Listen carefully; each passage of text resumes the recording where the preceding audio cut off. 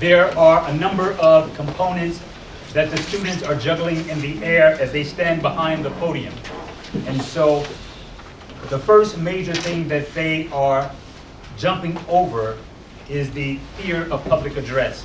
That has been long-standing one of America's greatest fears, and it's entitled glossophobia. That's the fear of speaking in public. And so we are addressing that by bringing each of them to this podium. And we've talked a lot about public speaking being an essential life skill, something that each of them can put in their toolkit to build the life that they desire to live. And so tonight our focus is on Dr. King and looking at the thoughts of Dr. King. And as we've said in class, as we take time aside to meditate and reflect on Dr. King's thoughts, we expand our capacity, because certainly he had some evolved, mature, divine thoughts. And so one of the things that Dr. King was so connected to remains some of the 5 things that we're still fighting for when we vote. 5 areas, and I want you to remember these 5 areas. Number 1, income. Number 2, education. Number 3, healthcare. Number 4, housing. And then lastly, justice. The very same things that Dr. King was concerned about, we're concerned about this evening. Okay, so as we get started this evening, we're going to go to 1955. When we think of Dr. King, we seldom think that he only was on the national scene 13 years. 1955 to 1968, when he was, of course, unfortunately assassinated in Memphis. So 13 short years, but he accomplished in those years more than some people accomplish in a lifetime. So after Dr. King had gone to graduate school, he wanted to settle down in a small town, and so he picked Montgomery, Alabama. And he's pastoring there at a small church called Dexter Avenue Baptist Church. And of course, the leaders within that town pick him to be a spokesperson because he hasn't had time to unnerve any of the powers that be in that particular town. And they said, hey, why don't we get this young person to represent us? And this is after Rosa Parks was told to get up out of her seat, and of course we all know that she refused to do so. And this was the impetus of the modern civil rights movement in terms of Dr. King coming on the stage. And so to present the speech that he gave at the gathering for the first Montgomery Improvement Association mass meeting, they formed an organization in Montgomery that would be the organizing body for the Montgomery bus boycott. And here to speak those words is our first speaker for this evening, Malachi Sykes Kennedy. Let's all give a hand.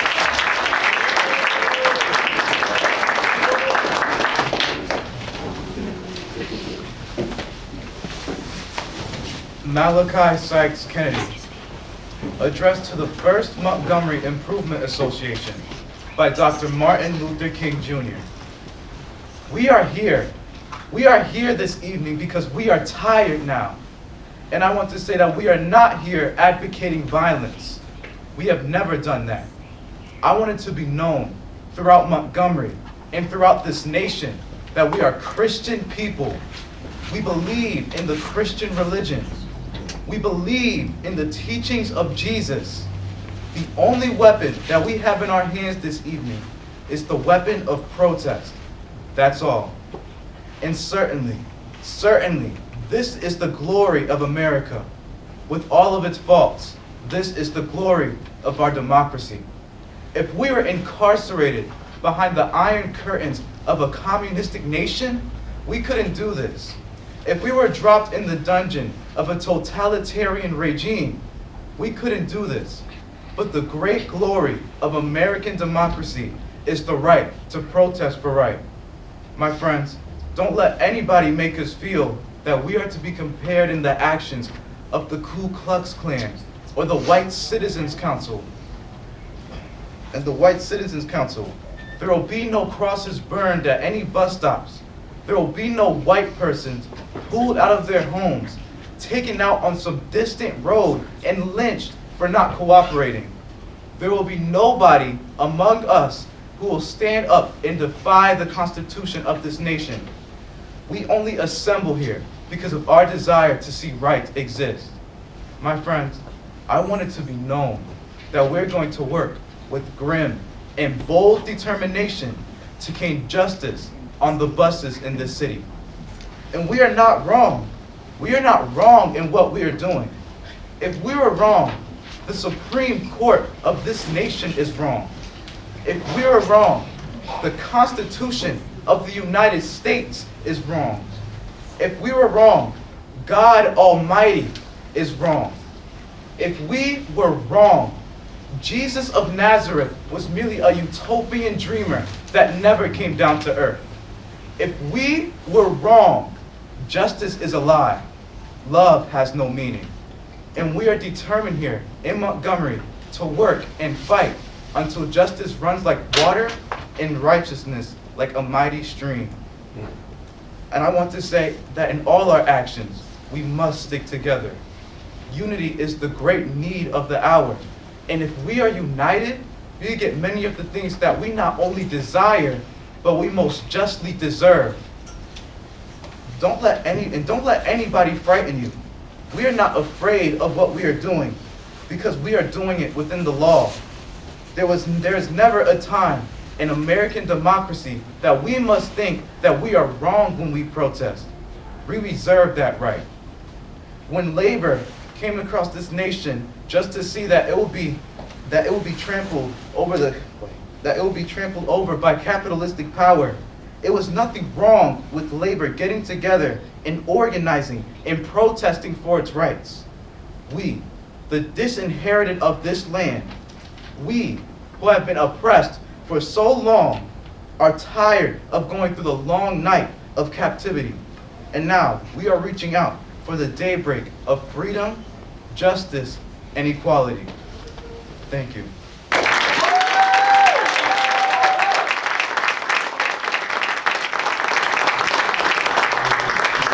All right, let's keep the love coming from Malachi.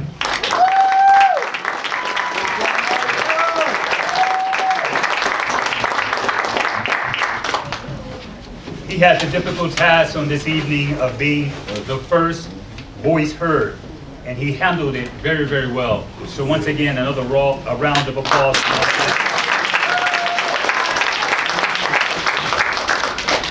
Okay, so the address you just heard was Dr. King at a very young age, and he spoke eloquently in 1955.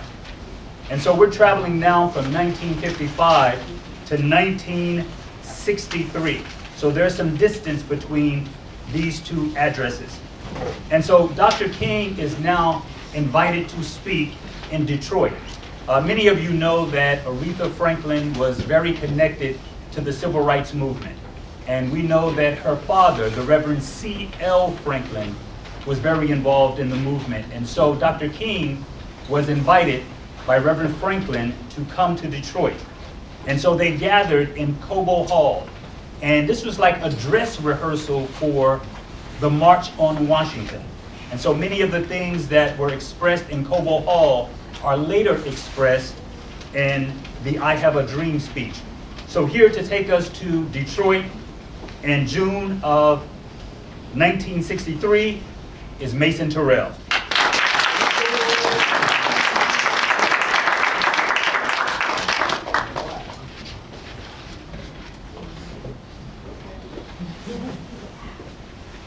Mason Terrell, address at the Freedom Rally in Cobo Hall by Dr. Martin Luther King Jr. And so, because of the legacy of slavery and segregation, many Negroes lost faith in themselves, and many felt that they were inferior. But then, something happened to the Negro. Circumstances made it possible and necessary for him to travel more. The coming of the automobile, the upheaval of 2 world wars, the Great Depression, And so his rural plantation background gradually gave way to urban industrial life. And even his economic life was rising through the growth of industry, the influence of organized labor, and expanded educational opportunities. And even his cultural life was rising through the steady decline of crippling illiteracy. And all of these forces conjoined to cause the Negro to take a new look at himself. Negro masses all over began to reevaluate themselves. And the Negro came to feel that he was somebody. His religion revealed to him that God loves all of his children, and that all men are made in his image, and that figuratively speaking, every man from a base black to a treble white is significant on God's keyboard. So the Negro can now unconsciously cry out with the eloquent poet, fleecy locks and black complexion cannot forfeit nature's claim.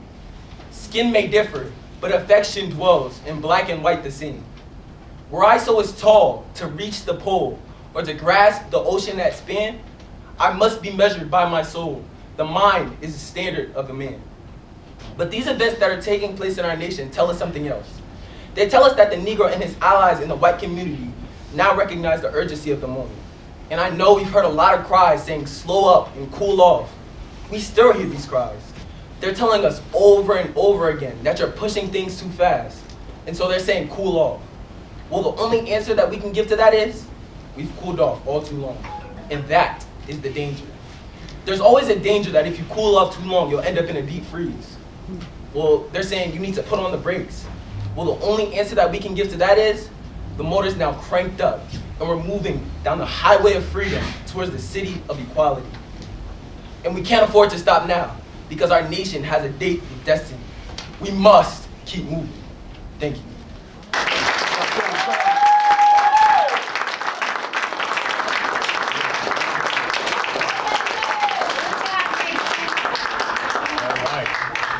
Our nation has a date with destiny.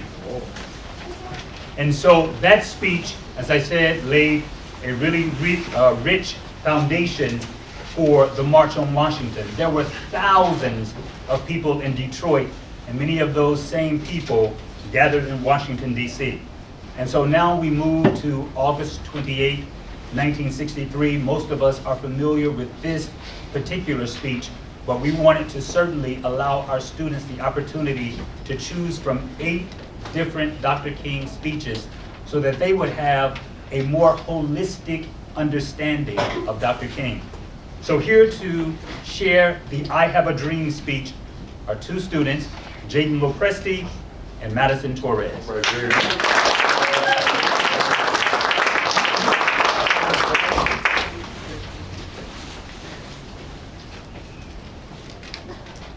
Jaden Lopresti, I Have a Dream, by Dr. Martin Luther King Jr.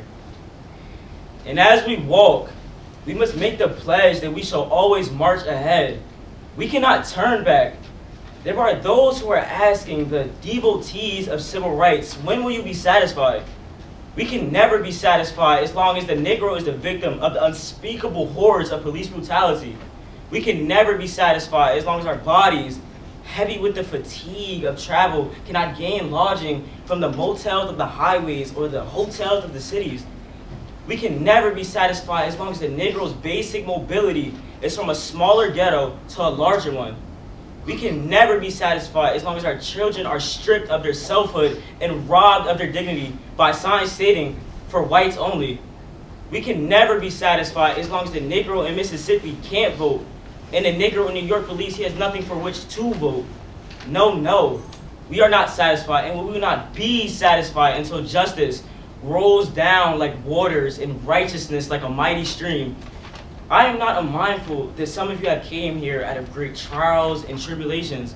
Some of you have come fresh from narrow jail cells. Some of you have come from areas where your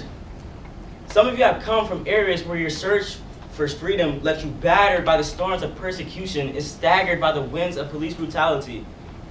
You have been veterans of creative suffering. Continue to work with the faith that unearned suffering is redemptive. Go back to Mississippi. Go back to Alabama. Go back to South Carolina. Go back to Georgia. Go back to Louisiana. Go back to the slums and ghettos of our northern cities, knowing that somehow this situation can and will be better. Let us not wallow in the valley of despair. So I say to you today, my friends, so even though we face the difficulties of today and tomorrow, I still have a dream. It is a dream deeply rooted in American dream. Thank you.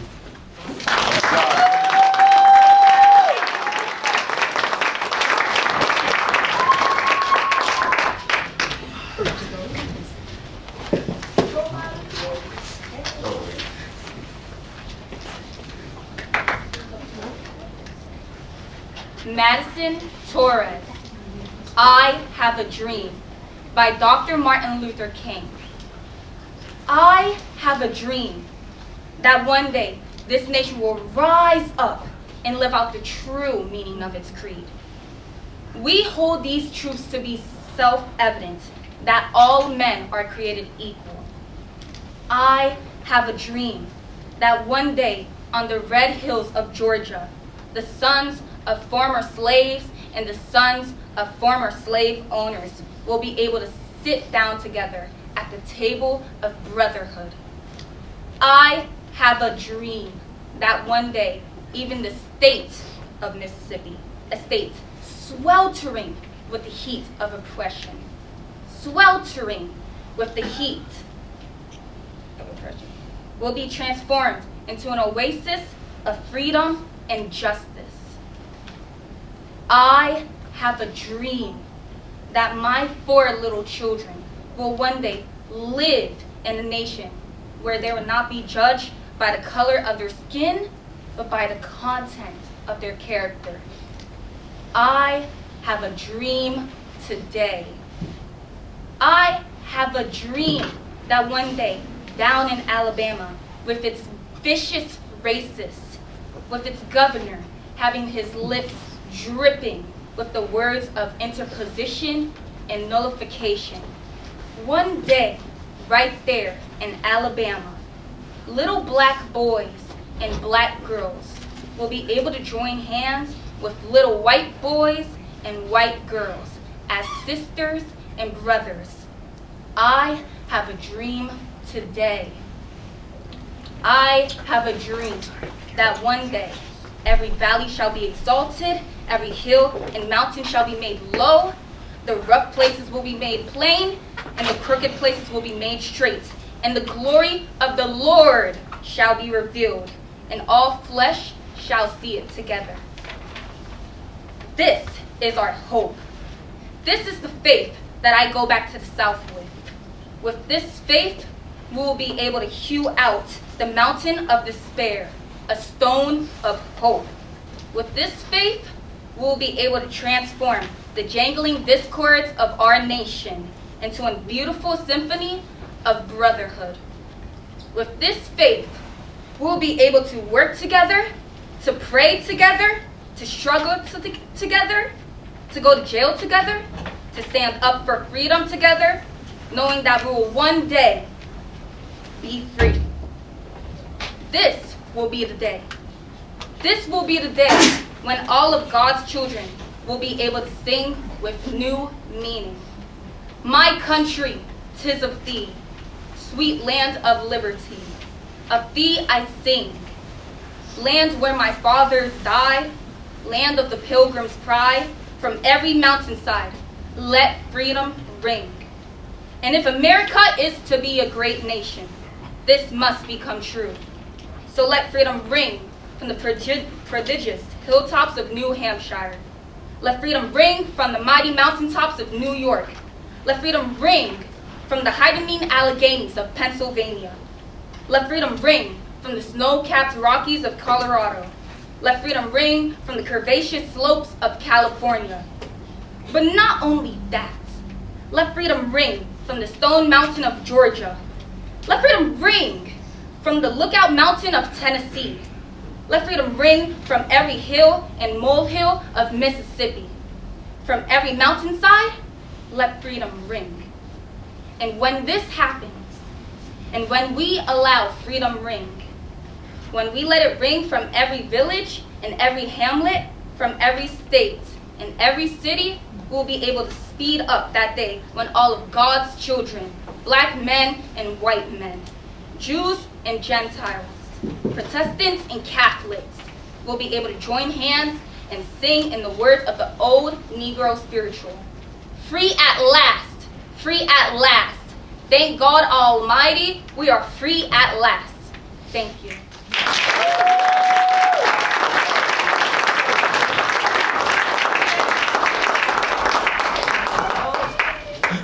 All right, give it a hand once again to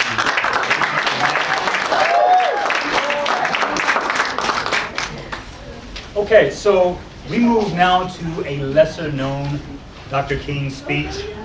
Dr. King certainly was against mass violence, and war, of course, is mass violence.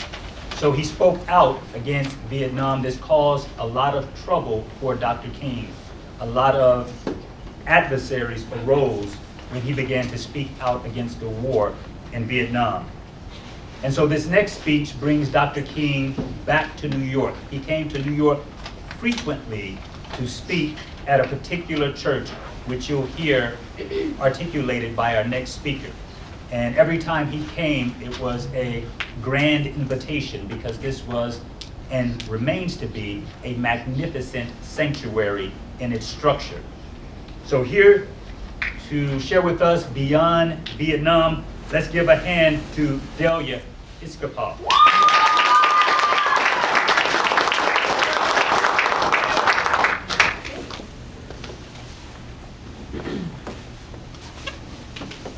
Delia Iskapov, Beyond Vietnam, A Time to Break Silence by Dr. Martin Luther King Jr. Mr. Chairman, ladies and gentlemen, I need not pause to say how very delighted I am to be here tonight, and how very delighted I am to see you expressing your concerns about the issues that will be discussed tonight by turning in such a large numbers. I also want to say that I consider a great honor to share this program with Dr. Bennett, Dr. Commager, and Rabbi Hishel, and some of the distinguished leaders of our nation. And of course, it is always good to come back to Riverside Church. Over the last 8 years, I had the privilege of preaching here almost every year in that period. And it is always a rich and rewarding experience to come back to this great church and this great pulpit. I come to this magnificent house of worship because my conscience leaves me no other choice. I join you in this meeting because I'm in the deepest agreement with the aims and work of organization which has brought us together, clergy and laymen concerned of Vietnam. The recent statements of your executive committee are the sentiments of my own heart, and I found myself in full accord when I read its opening line. A time comes when silence is betrayal, and that time has come for us in relation to Vietnam. The truth of these words are beyond doubt, but the mission to which they call is the most difficult one.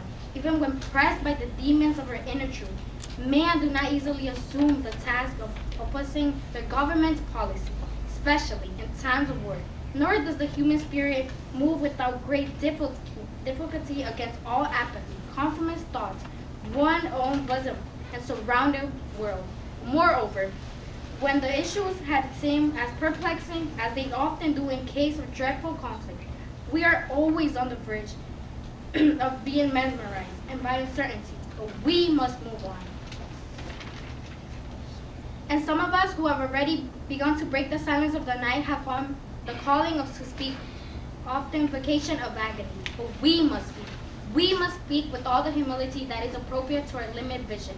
But we must rejoice as well, for surely this is the first time in our nation history that a significant number of its religion leaders have chosen to move beyond the professing of smooth patriotism to the high grounds of firm dissent based upon the mandates, conscience, and the reading of history. Perhaps a new spirit is rising among us. If it is, let us trace its movement and pray of our own inner may be sensitive to its guidance. For we are deeply in need of a new way beyond the darkness that seems so close around us.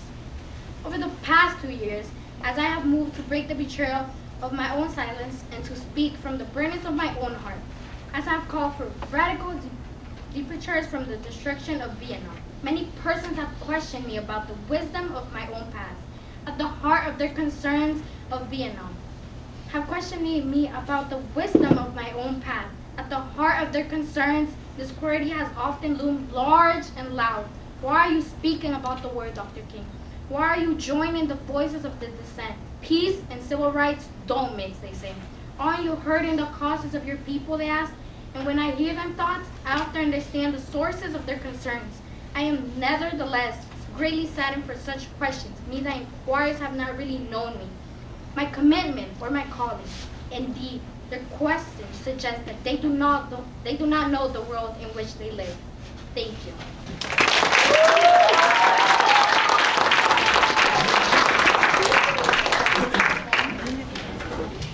Wow, let's give Delia another hand. At the beginning of the school year, she came to me and she said, I cannot do this. I am not a public speaker. Can you help me to find another studio? And look at what just happened. Wow.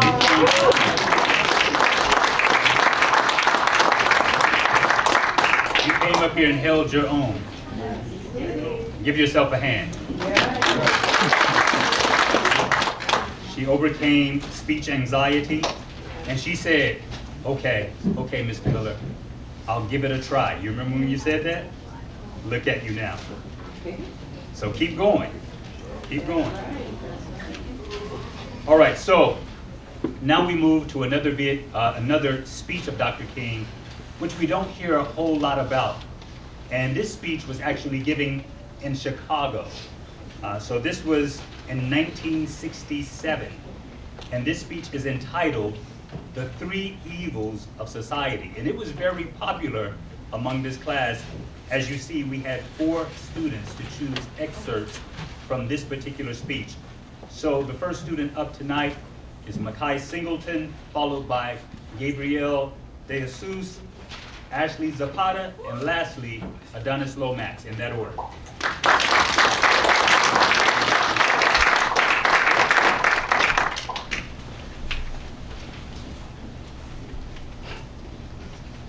Makai Singleton, The Three Evils of Society by Dr. Martin Luther King Jr. All over the world, like a fever, freedom is spreading in the widest liberation movement in history. The great masses of people are determined to end the exploitation of their races and lands. And in one majestic chorus, they are singing the words of our freedom song. Ain't gonna let nobody turn us around. And so the collision course is set. The people cry for freedom, and the Congress attempts to legislate repression. Millions, yes, billions are appropriated for mass murder. But the most meager pittance for foreign aid, for international development, is crushed in the surge of reaction. Unemployment rages at major depression level in the black ghettos, but the bipartisan response is an anti-riot bill rather than a serious poverty program. The modest proposals for model cities, rent supplement, and rat control, pitiful as they were to begin with, get caught in the maze of congressional inaction. And I submit to you tonight that a Congress that proves to be more anti-Negro than anti-rat needs to be dismissed. It seems that our legislative assemblies have adopted narrow as their patron saint and are bent on fiddling while our cities burn. Even when the people persist in the face of a great obstacle, develop indigenous leadership and self-help approaches to their problems, and finally treads the forest of bureaucracy to obtain existing government funds, the corrupt political order seeks to crush even this beginning of hope. The case of CDGM in Mississippi is the most publicized example, but it is a story repeated many times across our nation. Our own experience here in Chicago is especially painfully present. After an enthusiastic approval by HEW's Department of Adult Education, SCLC began an adult literacy project to aid 1,000 young men and women who have been pushed out of overcrowded ghetto schools in obtaining basic literary knowledge prerequisite to receiving jobs. We had an agreement with A&P stores for 750 jobs through SCLC's job program, Operation Breadbasket, and had recruited over 500 pupils the first week. At that point, Congressman Kuczynski and the Dally Machine intervened and demanded that Washington cut off our funds or channel them through the machine-controlled poverty program in Chicago. Now, we have no problem with administrative supervision, but we do have a desire to be independent of machine control and the Democratic Party patronage network. For this desire for a politically independent approach to the needs of our brothers, our funds are being stopped as of September 15th and a very meaningful program discontinued. Thank you.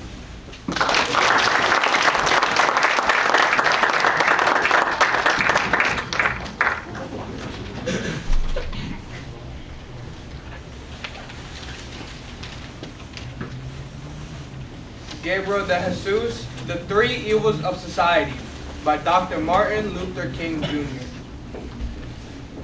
Yes, the hour is dark. Evil comes forth in the guise of good. It is a time of double talk when men in high places have a high blood pressure of deceptive rhetoric and an anemia of concrete performance.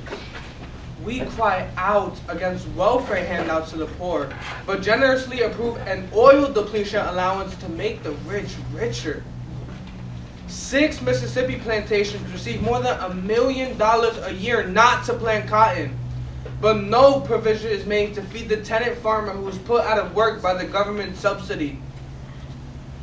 The crowning achievement in hypocrisy must go through those staunch Republicans and Democrats of the Midwest and West who were given land by our government when they came here as immigrants from Europe. They were given education through land-grant colleges. They were provided with agriculture agents to keep them abreast of forming trends.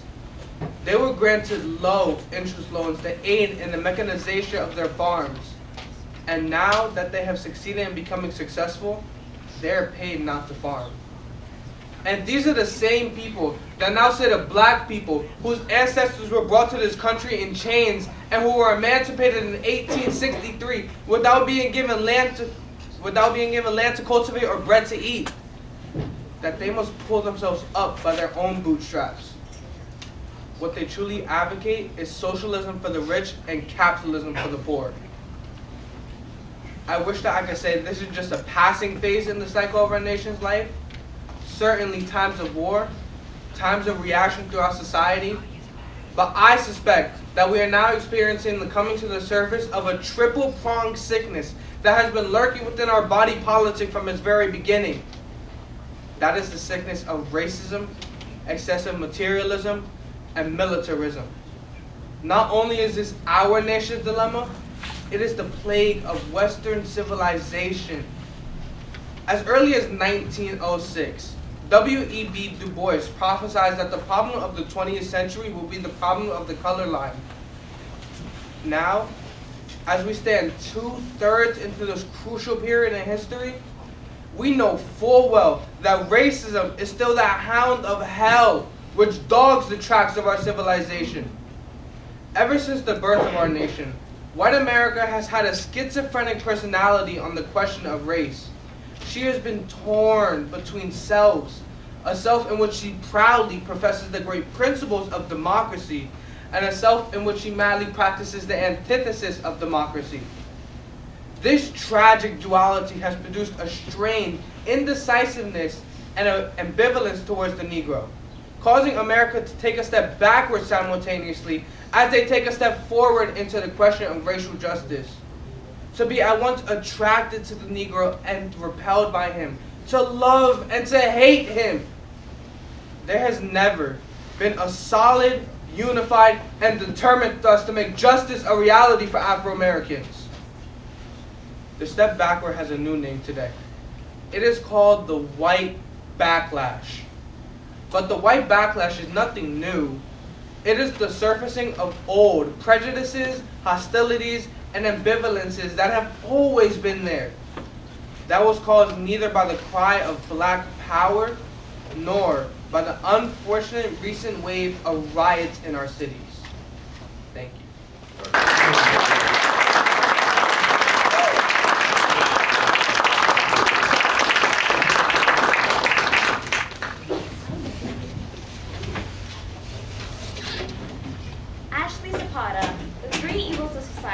By Dr. Martin Luther King Jr. The white backlash of today is rooted in the same problem that has characterized America ever since the black man landed in chains on the shores of this nation. This does not imply that all white Americans are racist. Far from it. many white people have, through a deep moral compulsion, fought long and hard for racial justice.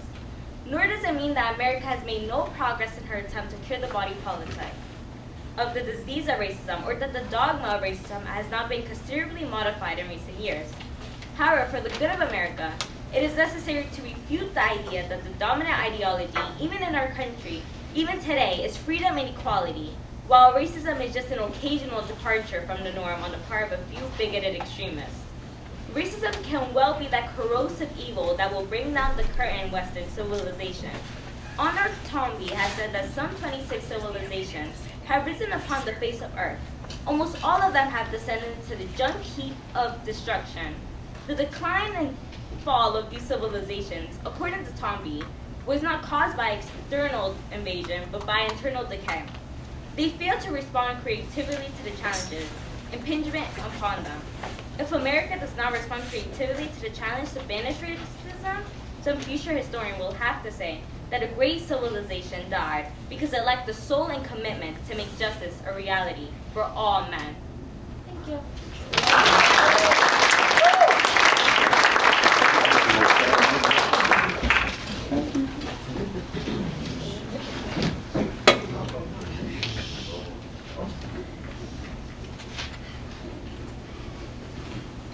Adonis Lomax, The Three Evils of Society by Dr. Martin Luther King Jr. True compassion is more than flinging a coin to a beggar. It understands that an edifice which produces beggars needs restructuring. A true revolution of values will soon look uneasily on the glaring contrast of poverty and wealth. It will look at thousands of working people displaced from their jobs with reduced incomes as a result of automation, while the profits of the employers remain intact, and say, this is not just. It will look across the ocean and see individual capitalists of the West investing huge sums of money in Asia and Africa, only to take the profits out with no concern of the social betterment for the countries, and say, this is not just. It will look at our alliance with the landed gentry of Latin America and say, this is not just. A true revolution of values will lay hands on the world order and say of war, this way of settling differences is not just.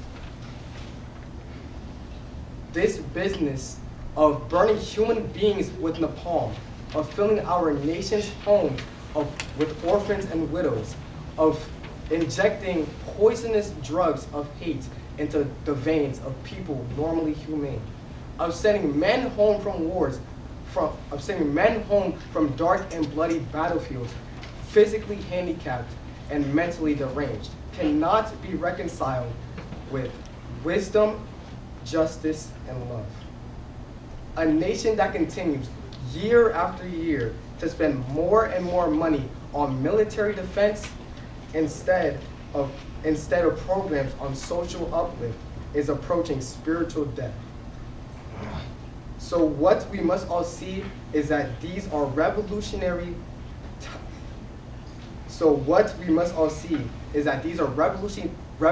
times all over the globe. Men are revolting against old systems of exploitation, and out of the wombs of a frail world, new systems of justice and equality are being born. The shirtless and the barefoot of the earth are rising up as never before. The people who sat in darkness have seen a great light. We in the West must support these revolutions. Thank you.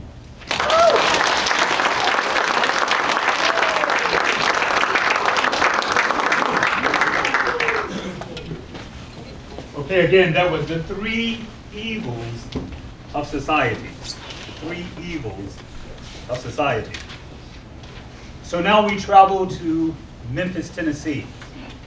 And unfortunately, this is the actual site, the place where Dr. King's life comes to an end. We know that Dr. King traveled to Memphis to help the sanitation workers in their plight. The sanitation workers were being treated grossly unfairly. In fact, one day while it was raining heavily, 2 sanitation workers climbed into the back of a garbage truck, and unfortunately, that garbage truck somehow was started, and those men were grinded to death. And so Dr. King comes to put together a structured protest in Memphis, Tennessee. And so the second time that he returns, unfortunately, he would give his very last speech. And here to give us excerpts from that speech, I've Been to the Mountaintop, are Justin Fingal and Naomi Mangandi.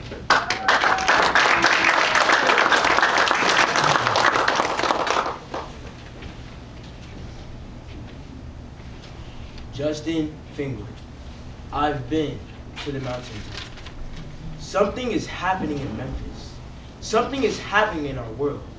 And you know, if I were standing at the beginning of time and the Almighty said to me, Martin Luther King, which age would you like to live in? I would take my mental flight by Egypt, and I'll watch God's children in their magnificent trek from the dark dungeons of Egypt, or rather across the Red Sea, through the wilderness on towards the Promised Land. And in spite of its magnificence, I wouldn't stop there. I would move on to Greece and take my mind to Mount Olympus, and I would see Plato, Aristotle, Socrates, Euripides, and Aristophanes assembled around the Parthenon, and I would watch them around as they discuss the great and external issues of reality. But I wouldn't stop there. I would even go on to the great heyday of the Roman Empire, and I would see developments around there through various emperors and leaders. But I wouldn't stop there. I would even come up to the day of the Renaissance and get a quick picture of all that the Renaissance did for the cultural, aesthetic life of man. But I wouldn't stop there. I would even go by the way that the man for who I am named had his habitat. I would watch Martin Luther, as he tacked the 95 Theses on the door of the Church of Wittenberg. But I wouldn't stop there. I would come up even to 1863 and watch a vacillating president by the name of Abraham Lincoln finally come up to the conclusion that he needs to sign the Emancipation Proclamation. But I wouldn't stop there. I would even come up to the early 30s and see a man grappling with the problems of the bankruptcy of his nation and come up with an eloquent cry that we have nothing to fear but fear itself. But I wouldn't stop there. Strangely enough, I would turn to the Almighty and say, if you allow me to live just a few more years in the second half of the 20th century, I will be happy. Now that's a strange statement to make, because the world is all messed up. The nation is sick, trouble is in the land, confusion all around. That's a strange statement, but I know, somehow, that only when it's dark enough can you see the stars. And I see God working in this period on the 20th century in the way that men, in some strange way, are responding. Something is happening in our world. The masses of people are rising up, and wherever they are assembled, whether they are in Johannesburg, South Africa, Nairobi, Kenya, Accra, Ghana, New York City, Atlanta, Georgia, Jackson, Mississippi, or Memphis, Tennessee, the cry is always the same. We want to be free. And another reason that I'm happy to live in this period is that we have been forced to a point where we had to grapple with the problems that we have been trying to grapple with through history. But the demands didn't force them to do it. Survival demands that we grapple with them. Men, for years now, have been talking about war and peace, but now no longer can they talk about it. It's no longer a choice between violence and non-violence in this world. It's non-violence or non-existence. That is where we are today. Thank you.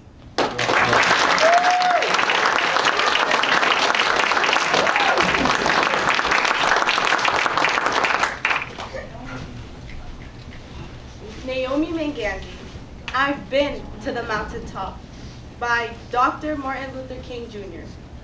Now, what does all of this mean in this great period of history? It means that we've got to stay together. We've got to stay together and maintain unity. You know, whenever Pharaoh wanted to prolong the period of slavery, he had a favorite formula for doing it. What was it? He kept the slaves fighting among themselves. But whenever the slaves get together, something happened in Pharaoh's court, and he could not hold the slaves in slavery. When the slaves get together, that's the beginning of getting out of slavery. Now, let us maintain unity. Secondly, let us keep the issues where they are. The issue isn't justice. The issue is the refusal of Memphis to be fair and honest in its dealings with its public servants, who happen to be sanitation workers. Now we've got to keep the attention on that. That's always the problem with the little violence.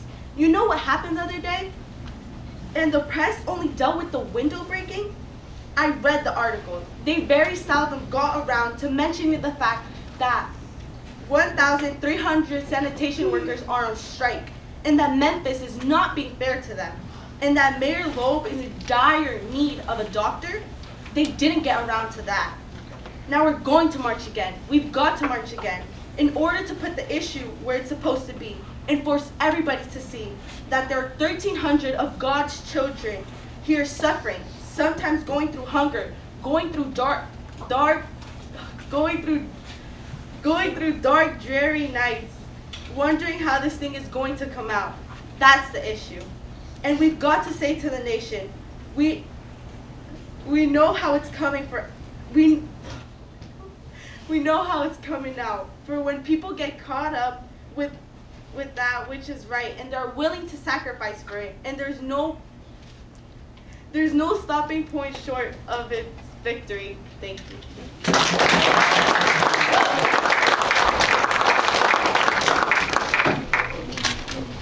Okay, there is no stopping point short of victory. Okay, and so to close us out this evening, we're going to the very last sermon that Dr. King gave at his church. So we talked in the beginning about Dr. King presiding over a small church in Montgomery, Alabama. That was Dexter Avenue Baptist Church. But he later was pastoring a church in Atlanta, Ebenezer Baptist Church. And this is where he gave a very famous sermon called The Drum Major Instinct. And unfortunately, this was his last sermon at that particular church before being assassinated in Memphis. So here to give us excerpts from The Drum Major Instinct are Chelsea Hunter and Josiah Cunningham.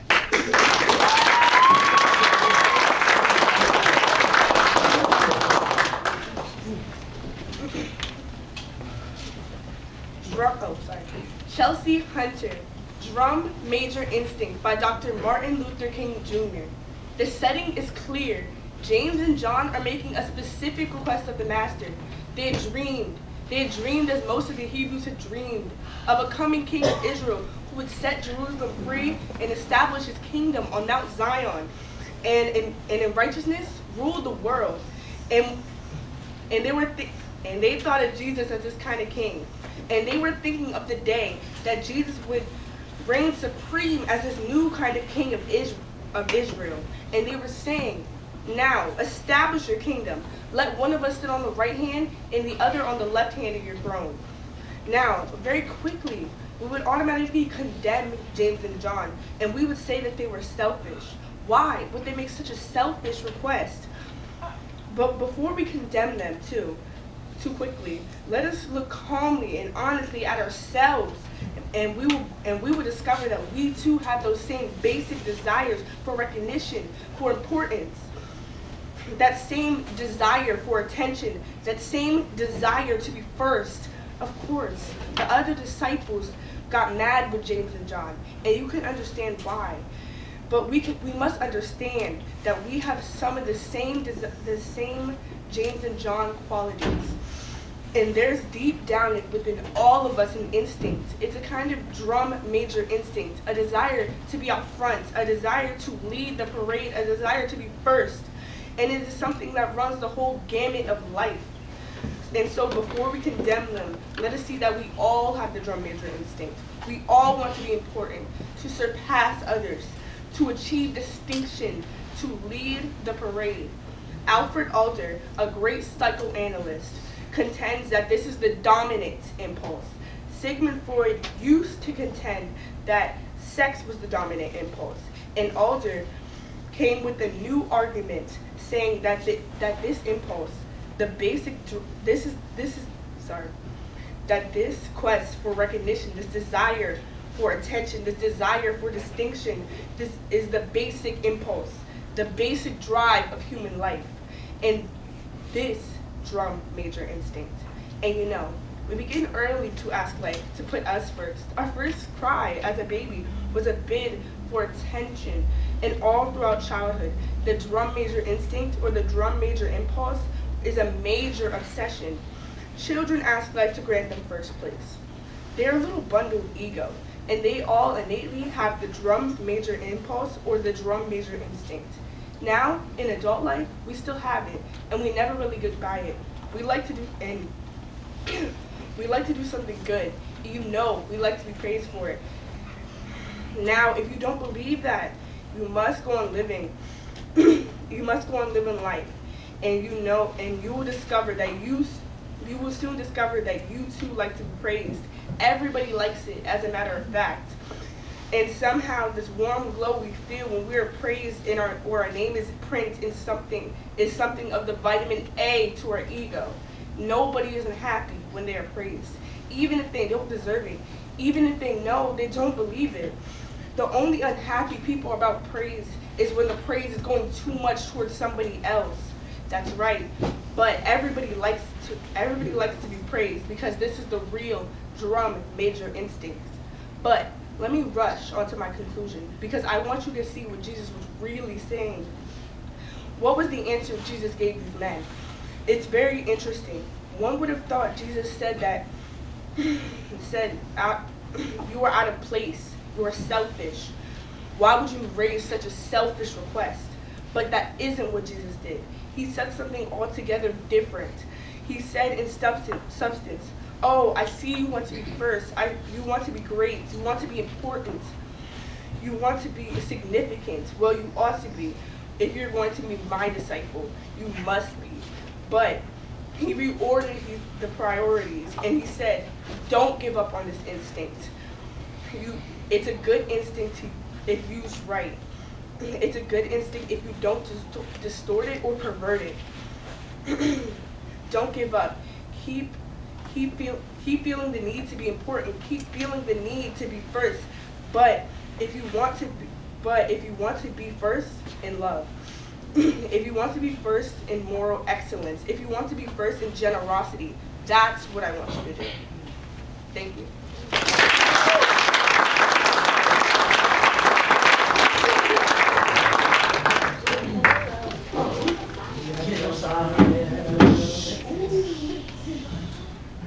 Josiah Cunningham, Drum Major Instinct by Dr.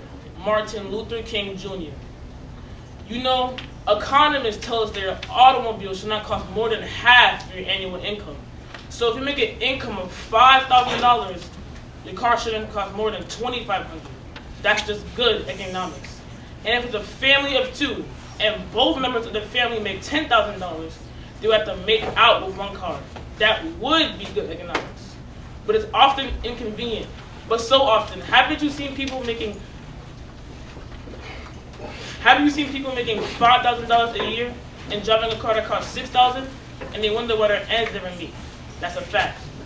Now the economists also say that your house shouldn't cost. If you're buying a house, it shouldn't cost more than twice your income. That's based on the economy and how you will make your ends meet. So if you have an income of $5,000, it's very difficult in this society. But say it's a family with an income of $10,000, their house shouldn't cost much more than $20,000. Well, I've seen folks making $10,000 living in $40,000, $50,000 houses, and you know they just barely make it. They get a check every month from somewhere, and they owe all that out before it comes in. Never have anything to put away for rainy days. But now the problem is the drum major instincts. And you know, you see people over and over again with the drum major instinct taking them over. And they just live their lives trying to outdo the Joneses. They gotta get this coat because this particular coat is a little better than Mary's coat. And they gotta drive this car because it's something about this car that makes my car a little better than my neighbor's car. I know a man who used to live in a $35,000 house. And other people started building $35,000 houses. So he built a $75,000 house. And then another person started building a $75,000 house. Then he built a $100,000 house. And I don't know where he's going to end up if he keeps trying to live his life trying to keep up with the Joneses. There comes a time that the drum major instinct can become destructive. And that's where I want to move now. I want to move to the point of saying that if this instinct is not harnessed, it becomes a very dangerous, pernicious instinct. For instance, if it isn't harnessed, it causes one's personality to become distorted. I guess that's the most damaging aspect of it. What it does to the personality.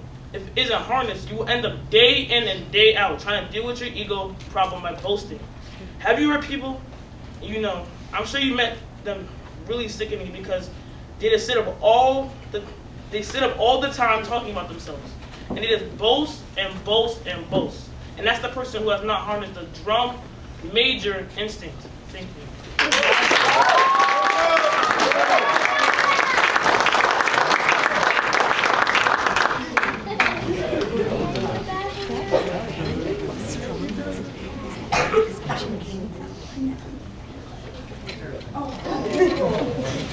All right. Let's give these young people a hand.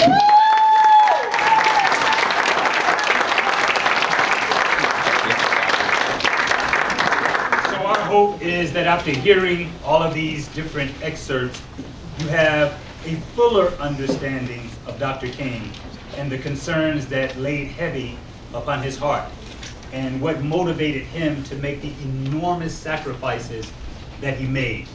And I would tell the students often as we were working on these speeches, let's pay homage to Dr. King. He's not alive right now for us to give him dap, for us to give him a fist bump, for us to show our appreciation for the many sacrifices he and others made, but we can show that we appreciate the strides that they made for us by how we focus on these thoughts within this paper.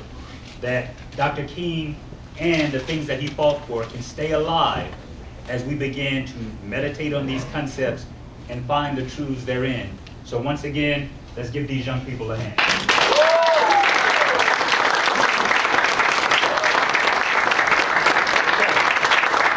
I know a lot of you had some competing interests. Some people wanted to check out the game. I said, if you give me an hour, I'll get you out. So I'm not that far beyond the hour. It's only 7:36, and we were slated to start at 6:30. So the first thing that I want to do is to thank all of my colleagues who came out in support. So if you are a teacher or an administrator at PAAAS, would you please stand just for the audience to see you here?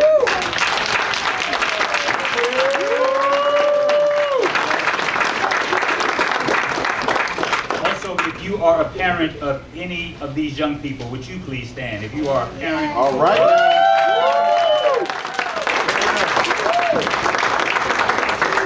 Okay, I would ask the parents to continue to urge them to own the power of their voices.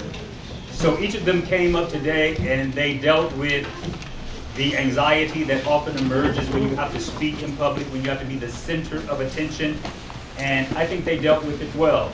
Obviously, we have some room to grow, but I want to thank them for what they did this evening, and we can build upon that. All right, so before we close, we do have one of our administrators from PAAAS here this evening, Mr. Orlando, and I'll give him an opportunity to say some closing words. After that, we're out for the evening. Ladies and gentlemen, I'm going to be as brief as possible. There is one person in this building that we actually forgot to thank, and it is Mr. Miller.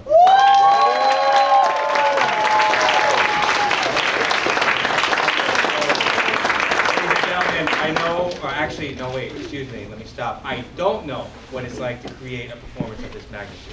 I have no idea. I have watched from the sidelines to see what this man has been doing for the last couple of months. The preparation, the progress, the mistakes, the location changes. Everything has culminated into something like this. Students, the progress you guys have made has been unbelievable. Every single time I see you guys, the needle goes up. It's unbelievable. Students, give yourselves a round of applause. I can sit here for the next hour and tell you guys how my mind has been blown for the last hour. I know we have a basketball game. I know it's cold. I want to say thank you guys, especially district leadership. I want to thank everybody, parents. I want to thank students. I want to thank Mr. Miller. I want to thank everybody for making this one big, awesome community and family. Everybody, without further ado, thank you very much.